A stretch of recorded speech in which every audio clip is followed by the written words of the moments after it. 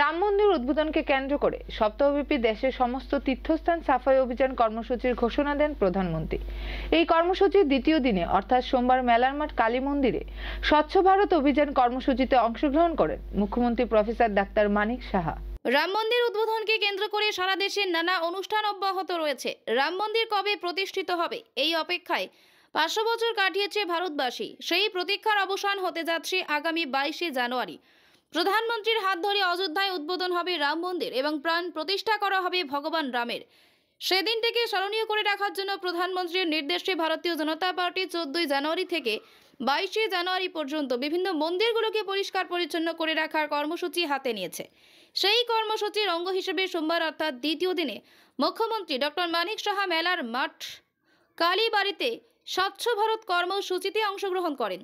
এদিন স্বচ্ছ ভারত কর্মসূচি থেকে রাজ্যের মুখ্যমন্ত্রী বলেন, রাম মানে বিশ্বাসের জায়গা এবং আস্থার জায়গা।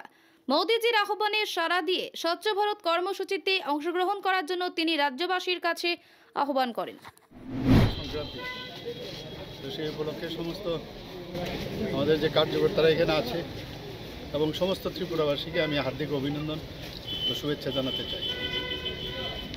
গতকাল থেকে আমাদের শুরু হয়েছে স্বচ্ছ ভারত অভিযান এবং আমাদের যশস্বী প্রধানমন্ত্রী নরেন্দ্র মোদীজির আহ্বানে সমস্ত মন্দির এবং মন্দিরের আশেপাশে আমরা এই স্বচ্ছ ভারত অভিযান করছি। তো সেটা আমাদের চলবে। আপনারা সবাই জানেন যে 22 তারিখ আমাদের মাননীয় প্রধানমন্ত্রীজি যে 500 বছর ধরে যে ভাবছিল যে কবে রাম মন্দির প্রতিষ্ঠিত হবে এবং এটা ভারতবাসীর কাছে একটা আস্থা বিশ্বাসের জায়গা। সেই মন্দির মানে তার যে বিগ্রহ তার প্রাণ প্রতিষ্ঠা করবেন মাননীয় প্রধানমন্ত্রী নরেন্দ্র মোদী এবং তার শুভ উদ্বোধনও হবে অযোধ্যাতে। আমরা সবাই সেই উপলক্ষে সমস্ত জায়গায় 14 তারিখ থেকে চলবে, সেটা 22 তারিখ পর্যন্ত সমস্ত মন্দিরে মন্দিরে পূজা অর্চনা স্বচ্ছ ভারত অভিযান।